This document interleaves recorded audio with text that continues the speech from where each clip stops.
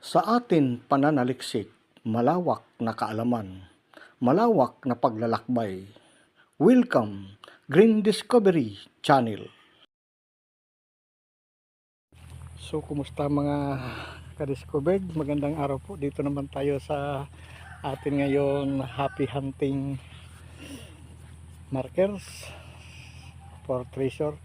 Dito ngayon sa isang lugar ay mayroon tayong nakita na tungkol naman ito sa dalawang bayabas. Pupuntahan natin. Dito mayroong naka-slanting na bayabas na ang bayabas hindi lumalaki masyado at maliliit lang ito ng mga kahoy. Dito sa unahan sa taas medyo matanda na ito at ito yung taas niya. Uy, mayroon pa dito dalawang bunga.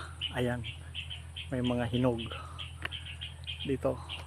Kinain na siya ng ano ito, ng bayawak.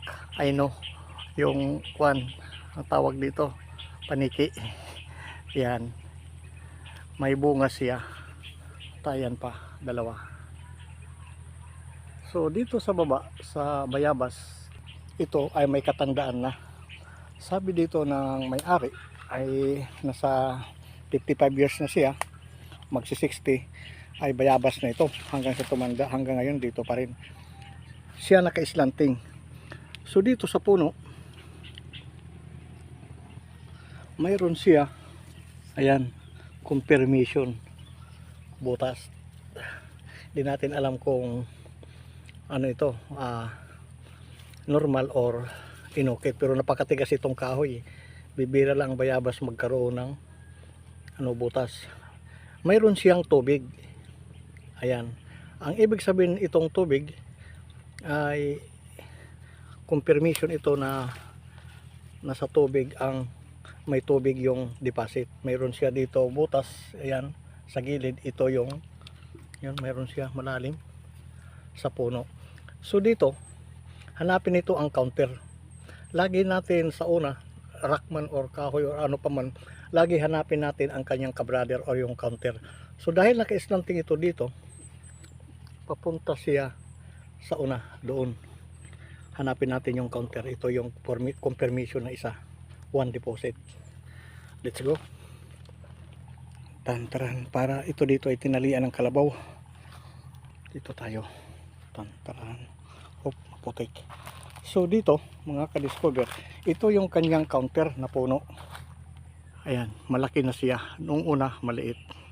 So dito sa puno, dahil may butas, hanapin natin yung counter. Ayan, mayroon siya dito holding water. Dito yung butas niya mga ka-discover. Ayan, baka may ahas. Yun, ito ang paborito itlogan ng ahas mga ka-discover, malalim. Nasa dalawang roller. Ito nga ni sobre isang roller. So dito sa baba mayroon siyang ito, pinaka holding butas nga sa unahan ang tinuturo ay andyan. So dito yung holding mula dito sa malaki butas bunga nga. Dito meron siya holding water. Ang tawag dito ay holding water. Meron siya parang kamay sinasala, parang ganon. So pagdating dito tag-ulan, malalim pa nga, ay diretso siya tutulo ang tubig. So ito yung counter na under the bayabas tree. Dahil nga babagsak dito ang tubig at pupunta dito siya sa baba, diretso doon mga ka-discover. So ang confirmation dito sa una may butas. Ayan mga ka-discover. Ayan, malalim. Tagus. Ito yung sword niya. Ayan o. Yun. Ito yung telescopic figure. Oh, ayan. Yun yung confirmation doon sa unang bayabas.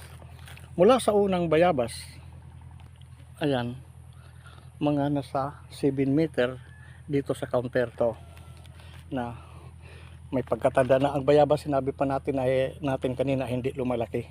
Ganito lang siya kahit ilang taon na. So holding water under ang target At dito yung telescopic figure or type. Dito yung entry ng tubig. So ang ganda, di ba? So ngayon ito yung telescopic ko. Ayan. So itong telescopic, wala ito doon sa unahan. Markers ang nakalagay doon na puno ng kahoy. Dito tagos siya. Ayan. At may holding water dito sa baba, ay automatic tatagas ang tubig diretso dito para siyang pools. Yan, kung makikita natin, ayan. So yup, tusukin natin. Ayan, parang ahas. Ayan, ayan, ano yan, yung isip natin, huwag madumi. Yan mga ka-discover, sabi salpot. Ito ang salpot marker. Wow. So dito lang, ganito lang paghanap sa una mga ka-discover, sa kahit wala tayong kompas, wala tayong mga mga gamit, sa mga katulad natin baguhan, ay meron tayo nagkaroon ng ideya nga ukayin lang ang puno ng bayabas nito, sakali mayroon, wala namang mawawala. So dito sa taas, mula rito sa entry ng tubig, yung salpot marker. Yan, salpot marker yan. Hala, huwag madumi ang ikuan, don't dirty mind. Takatak. So ito yung confirmation doon sa una na butas. Ayan. At may holding water pa dito, automatic under. So dito sa salpot na marker o telescopic figure, so ito remarker. Ayan, tabas talaga siya mga ka-discover. Ayan, kita mo ito. Ayan, klaro, mahaba siya, mga parehas dito. So ito na ang lalim, possible mga ka-discover. Ayan, malalim, dalawang dangkal, ang 1 to 12 inches, equivalent to 12 meters ang deep.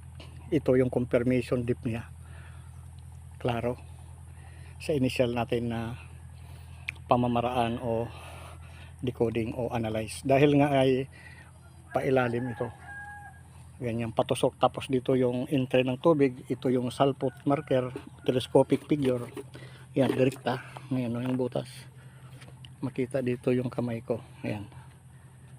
Ayan, doon pupunta sa may basakan, mayroon pa doon holding. Yan.